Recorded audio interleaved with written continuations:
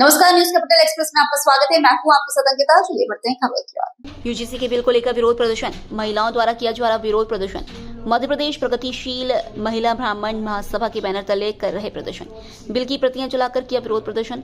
काला कानून और स्वर्णों पर अत्याचार की संज्ञा देकर बिल को वापस लेने की कर रहे मांग। रानीताल चौक स्थित सिद्ध हनुमान मंदिर के पास कर रहे प्रदर्शन। प्रगतिशील महिला ब्राह्मण महासभा की आज समस्त बहनें यूजीसी एक्ट के काले कानून का विरोध करने के लिए यहाँ पर उपस्थित हुई हैं। संविधान में कहा जाता है संविधान का मर्द समान विधान, लेकिन सामान्यता की व्यवस्था में सामान्य वर्ग के साथ ही इतनी असमानता क्यों की जा रही है। वैसे ही पहले से ही आरक्षण इतना ज़्यादा है कि सामान्य वर्ग में बच्चों को बहुत परेशानी हो रही है। यूजीसी की एक्ट के तहत काले कानून के तहत एक समिति गठित की गई, जिस समिति में सामान्य वर्ग के किसी भी सदस्य को उसमें नहीं रखा गया। इसके द्वारा जो भी होनहार छात्र या छात्राएं हैं उनके खिलाफ कोई अगर अपनी दुश्मनी वश या किसी द्वेष भावना के वश अगर कोई झूठी शिकायत करता है तो उस शिकायत के तहत समिति उन बच्चों को निकाल के वहां से रेस्टिकेट कर देगी, यूनिवर्सिटी से, कॉलेजेस से। तो हम चाहते हैं कि इस काले कानून का विरोध कर रहे हैं ताकि इसे हटाया जाए। ये कानून सामान्य वर्ग के लोगों के लिए बिल्कुल भी अच्छा नहीं है। यूनिवर्सिटी, कॉलेजेस पढ़ाई का एक माध्यम है, वहाँ पर पढ़ने जाते हैं। अगर आप इस टाइप के झूठे आरोपों के द्वारा अगर बच्चों को वहाँ पढ़ाई का माहौल नहीं मिलेगा, मतलब वहाँ कॉलेजेस, यूनिवर्सिटी में भी बच्चे डर के रहें, किसी से कुछ बोले नहीं। अगर कोई अपशब्द बोल रहा है तो आप कुछ बोल नहीं सकते कि भाई ये झूठी कंप्लेंट ना कर दे, हम रेस्टिकेट हो जाएंगे। उनका भविष्य अंधकारमय हो गया। ऐसी स्थिति आ गई है कि बच्चे मरने तक को तैयार हो जाएंगे। आजकल बच्चे सवर्णों में वैसे भी एक एक दो बच्चे लोगों के यहाँ रहते हैं। लोग इतनी मेहनत करके अपने बच्चों को पढ़ाते हैं। अगर ये स्थिति रहेगी तो सवर्णों की स्थिति बहुत बुरी हो जाएगी। पहले अंग्रेजों ने शासन चलाया। केंद्र सरकार से हम लोगों की विनती है कि वो इस कानून को हटाए जल्द से जल्द यूजीसी के। अगर ये नहीं हुआ तो हमारा प्रदेश स्तर पे और ज्यादा आंदोलन उग्र हो जाएगा। वर्षा त्रिवेदी, मध्य प्रदेश में प्रमोशन में आरक्षण नियम 2025 को लेकर जारी कानून विवाद पर आज जबलपुर हाईकोर्ट में अहम सुनवाई हुई। चीफ जस्टिस संजीव सचदेवा और जस्टिस बनी सराफ की डिविजनल बेंच के समक्ष सुनवाई के दौरान आरक्षित वर्ग की ओर से दायर की गई एक नई याचिका पर सबसे पहले बहस हुई, जिसका राज्य सरकार ने कड़ा विरोध किया। कोर्ट की टिप्पणियों के बाद यह याचिका वापस ले ली गई, जिससे मामले की और लंबा खींचने की आशंका फिलहाल टल गई है। सुनवाई के दौरान महाधिवक्ता प्रशांत सिंह ने कोर्ट को बताया कि मध्य प्रदेश में 54 विभाग और करीब 1500 कैडर हैं, जबकि पदोन्नति प्रक्रिया बीते कई महीनों से पूरी तरह ठप है। उन्होंने कहा कि राज्य सरकार केवल 40% अधिकारियों की उपलब्धता पर काम कर रही है, जिसका सीधा असर प्रशासनिक व्यवस्था पर पड़ रहा है। इसी दौरान महाधिवक्ता ने डीपीसी ने न करने की अंडरटेकिंग वापस लेने का अनुरोध किया, जिस पर कोर्ट ने स्पष्ट किया कि ऐसी स्थिति में स्थगन आदेश भी पारित किया जा सकता है। चालू करो जी। आज सरकार और अजाक्स के वकीलों को थोड़ा समय कोर्ट ने शुरुआत में दिया गया। उसके बाद जो तारीख निर्धारित की गई थी वो सपाक्ष और याचिकाकर्ता के जो वकील हैं उनके द्वारा एक रिजॉइंडर में बहस की गई। जो तथ्य सरकार ने उठाए थे और इंटरवीनर्स ने, अजाक्स ने उठाए थे, उनका क्लैरिफिकेशन दिया गया और उनका जवाब दिया गया। कुछ डिपार्टमेंट की ग्रेडेशन लिस्ट से एग्जाम्पल्स दिए गए जहाँ पे रिवर्स डिस्क्रिमिनेशन हो रहा है और जहाँ पे एक्सेस से ज़्यादा रिजर्व कैटेगरी कैंडिडेट्स हैं। हमारी बहस सुनने के बाद कोर्ट को लगा कि सरकार में कुछ पहलुओं की जो कोर्ट की जिज्ञासा थी, जो पॉइंट्स कोर्ट एक्सपेक्ट कर रही थी, वो उन्होंने सही से नहीं बताए हैं।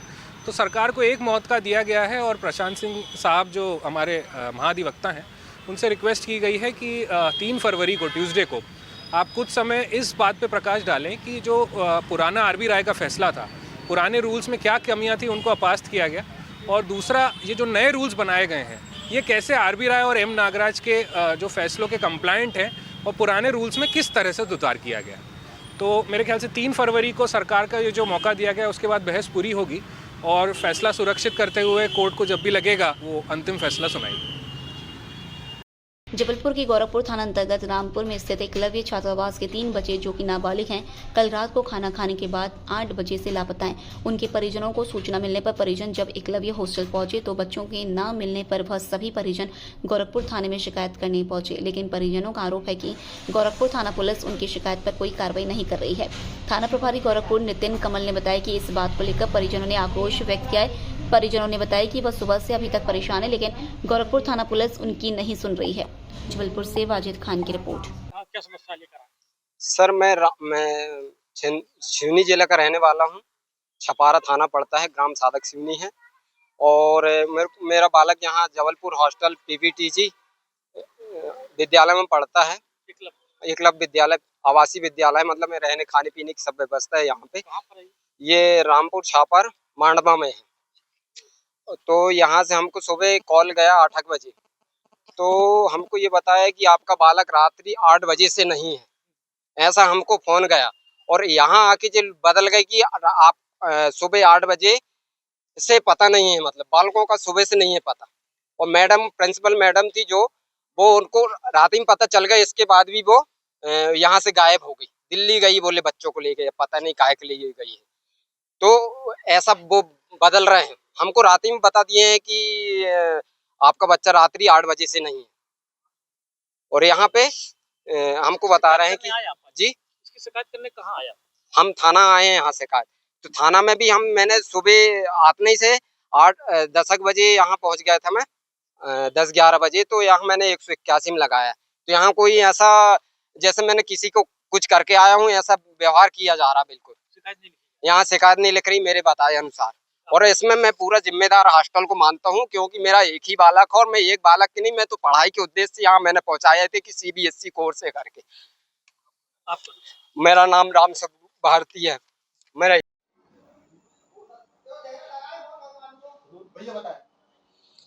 ये मांडवा में ये एकलव्य हॉस्टल, वहाँ स्कूल भी है, हॉस्टल है। वहाँ से ये सूचना प्राप्त हुई, वहाँ के स्टाफ द्वारा बताया गया कि कल रात में 3 बच्चे जो हैं, नाबालिग बच्चे हैं, जिनकी उम्र करीब 14-15 साल की है, वो बिना बताए कहीं दीवार के फांद के वहाँ से चले गए हैं। और सूचना पाकर त्वरित कार्रवाई करते हुए मौके पर जाकर देखा गया है। और उसके बाद उनके परिजन भी उपस्थित आ गए। उनकी रिपोर्ट पर वैधानिक कार्रवाई करते हुए अपराध पंजीबद्ध किया जा रहा है। जबलपुर जिला अस्पताल में पदस्थ रही वरिष्ठ नेत्र रोग विशेषज्ञ डॉक्टर हेमलता श्रीवास्तव को सोमवार की शाम कुछ अज्ञात लोग अपनी सफेद कार में बिठाकर ले गए। ये घटना जब पड़ोस में रहने वाले डॉक्टर अभिजीत मुखर्जी ने देखी तो उन्होंने फौरन इसकी सूचना IMA को दी। IMA के अध्यक्ष डॉक्टर ऋचा शर्मा ने कलेक्टर और SP को पत्र लिखते हुए डॉक्टर हेमलता श्रीवास्तव की सुरक्षा की मांग की है।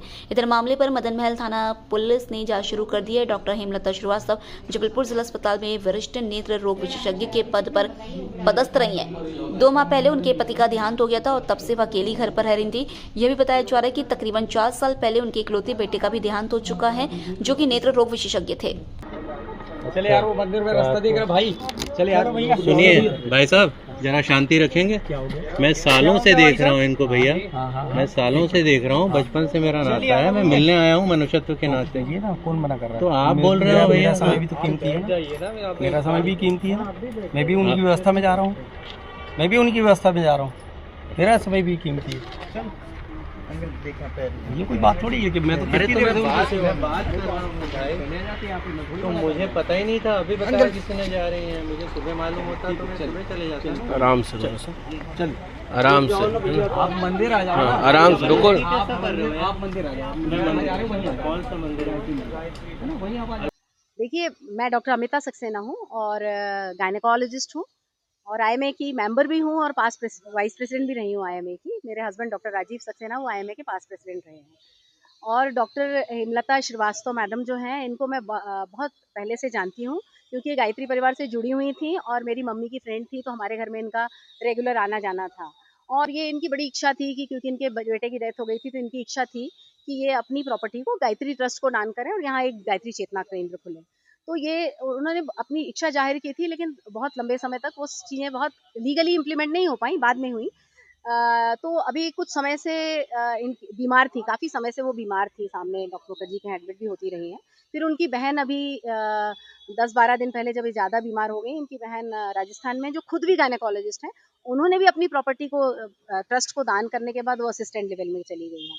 और ये डॉक्टर हेमलता श्रीवास्तव भी चाहती थी कि इनकी प्रॉपर्टी दान में चली जाए, लेकिन ये मैडम का उनकी बहन का कहना है कि वो चाहती थी कि वो बहुत सीरियस है या बीमार है, लेकिन वो अस्पताल में नहीं जाना चाहती, उनकी मृत्यु घर में ही हुई है, वो चाहती थी।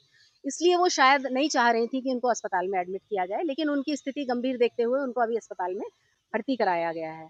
रहा जो कल का कि लोगों ने ये वीडियो चला कि उनको अगवा किया गया, ऐसा बिल्कुल भी नहीं अगवा किया गया। उनकी इच्छा थी कि मैं बीमार हूँ, कभी भी कुछ हो सकता है, तो मेरे को गायत्री मंदिर में दर्शन कराने के लिए ले जाया जाए। तो उनको कार में बैठा के दर्शन कराने के लिए ले गया, 1 डेढ़ घंटे वहाँ रही और फिर उसके बाद वो वापस घर पे आ गई। तो इसमें मुझे लगता है किसी को कोई प्रॉब्लम नहीं होनी चाहिए। तो और बाकी रहा बाजू में इनकी बहन को या इनको इनसिक्योरिटी इसलिए हो गई थी कि बाजू के भी एक डॉक्टर हैं जिन्होंने दिन के दिन यानी 16 और 17 के बीच में एक दीवार बीच में खड़ी करके उनकी जगह को ऑक्यूपाई किया है। तो इससे उन लोग थोड़ा डर गए थे कि और अड़ोस पड़ोस के डॉक्टर हमारी प्रॉपर्टी में वो ना करें। और उसके पहले कंप्लेन वगैरह भी हुई है मदन महल में थाने में? आईएमए की तरफ से आईएमए की तरफ से हुई होगी, उसके बारे में मुझे ज्ञान नहीं है, लेकिन आईएमए की तरफ से हुई होगी। लेकिन आईएमए को मुझे लगता नहीं कि इसमें कोई प्रॉब्लम होनी चाहिए कि वो किसको दान करना चाहती है। रही बात उनके ट्रीटमेंट की, तो उनके साथ उनकी सगी बहन है और वो खुद भी डॉक्टर हैं, तो वो उनकी इच्छा और उनकी स्थिति को अच्छे से जानती हैं। तो इसमें वो उनकी जो इच्छा है वो होनी चाहिए, लेकिन उनकी इच्छा के अनुसार उनको दूसरे अस्पताल में भर्ती करने के लिए बोला गया था, जिसका सम्मान डॉक्टर मुखर्जी ने किया और उनको अब महाकौशल हॉस्पिटल में एडमिट कर दिया गया। गायत्री परिवार ने इसमें कोई संज्ञान नहीं लिया है। गायत्री परिवार की जो कनकलता मिश्रा जी हैं, वो गायत्री परिवार से जुड़ी थी और डॉक्टर हेमलता मिश्रा भी 2-3 साल से यहाँ से वो गायत्री परिवार में अपनी निष्ठा और श्रद्धा रखती हैं। उनका ये मोटो था कि हम अपने मृत्यु के बाद में ये ट्रस्ट को हम जमीन देना चाहते हैं, ये उनका मोटो था। इस मामले में क्या हुआ है कि जब से वो बीमार पड़ी हुई हैं, गायत्री परिवार का उन्होंने जो कनकलता मिश्रा जी हैं, उन्होंने अपनी पूरी प्रॉपर्टी जगदलपुर की गायत्री परिवार को दान कर दी और वो स्वयं वहाँ माउंट आबू में है। अपनी पूरी, वो भी डॉक्टर हैं, उनकी पेंशन है और पूरी प्रॉपर्टी लेकर वो भी माउंट आबू में अपना जीवन यापन कर रही हैं। इनका यह है कि उन्होंने गायत्री परिवार से बोला था हम लोगों को कि भाई इनकी आप सेवा शुश्रूषा करेंगे आप यहाँ और इनको वो करेंगे, तो इनकी सेवा शुश्रूषा इनके अटेंडेंट कर रहे हैं, डॉक्टर्स कर रहे थे। अभी आवश्यकता पड़ी, परसों कल शाम की घटना ये हुई कि वो मैडम जो है अभी उनकी छोटी वाली मैडम, उनने कहा कि माता जी उनकी जो डॉक्टर हेमलता श्रीवास्तव हैं जो उनकी तो है वो इच्छा है कि गायत्री मंदिर के दर्शन करना चाहती है माता जी, तो वो उनको मंदिर को दर्शन कराने ले गई। एक आधा घंटे वहाँ रही वो और इसके बाद पुनः यहाँ पर आ गई। इसमें यहाँ के जो लोग हैं, तथाकथित लोग जो उनके बहुत संरक्षक बने हुए हैं या उनके वो हैं, उनका कोई एक ही मैटो है कि ये अमूल्य प्रॉपर्टीज को किसी भी तरह से अपने कब्जे में करें और उनको वो अपने कब्जे में कराना चाहते हैं और वो रखना चाहते हैं कि उनसे दस्तखत करा के वो पूरी वसीयत अपने नाम पर करा लें। ये डॉक्टर्स हैं, डॉक्टर ये जैन का तो आप देख ही रहे हैं बाजू में, इनका मेमोरियल का इन्होंने वो लगा दिया बोर्ड। ये रातों रात इन्होंने बाउंड्री वाल खिंचवा दी है अभी 2-4 दिन में। डॉक्टर मुखर्जी कह रहे थे हम 25 साल से इनकी सेवा कर रहे हैं तो हमारा अधिकार बनता है, और ऐसे कई लोग हैं जो इसमें आज डॉक्टर मुखर्जी मेन रूप से उसमें इन्वॉल्व हो रहे हैं। लगभग कितने की प्रॉपर्टी? भाई इसका कोई वैल्यूएशन मेरे पास नहीं है, मैं तो गायत्री ट्रस्ट का कि प्रॉपर्टीज के हिसाब से या जो गाइडलाइन होगी वो कलेक्टर गाइडलाइन करेगा। प्रॉपर्टी है जो सामने है। आपका नाम? ब्रजबिहारी शर्मा, मुख्य प्रबंध ट्रस्टी। गायत्री परिवार ट्रस्ट ने इस पर कोई अपना वो नहीं किया और ये ट्रस्ट है, कोई किसी व्यक्ति विशेष का नहीं है और अकल विश्व स्तर पर का ट्रस्ट है ये, और इससे अच्छे कार्यों के लिए इसमें लोग अपना अपना दान देते हैं, उससे चलता है। थाना मदन महल में डॉक्टर हेमलता श्रीवास्तव की एक जमीन है। थाना प्रभारी मदन महल का कहना है कि डॉक्टर जैन ने एक दान पत्र उस जमीन का प्रस्तुत किया है कि इस जमीन का उनके पक्ष में दान पत्र लिखा गया है। एक दूसरे डॉक्टर साकेत ने इसमें उसका विरोध किया है कि ये दान पत्र असली नहीं है और ये होस्ड है। इसमें एक आईएमए के द्वारा भी जिला कलेक्टर को पत्र लिखा गया है और वो पत्र अभी थाना प्रभारी को प्राप्त नहीं हुआ है। डॉक्टर जो हेमलता श्रीवास्तव है वो 89 ईयर की हैं, उनको इलाज की आवश्यकता है, किंतु उनकी बहन को ये शंका है कि इलाज जब अस्पताल में होगा तो ऐसा ना हो कि ये दोनों पक्ष जाके उनसे कुछ हस्ताक्षर करा के कोई डॉक्यूमेंट निष्पादित करा लें। इस तरह की एक पूरी जांच टीआई मदन महल के द्वारा की जा रही है और इसमें साक्ष्य एकत्रित किए जा रहे हैं और इसमें राजस्व अधिकारियों से भी प्रतिवेदन लिया जाएगा और एक निष्कर्ष तक पहुंचकर इसमें वैधानिक निराकरण इसका किया जाएगा।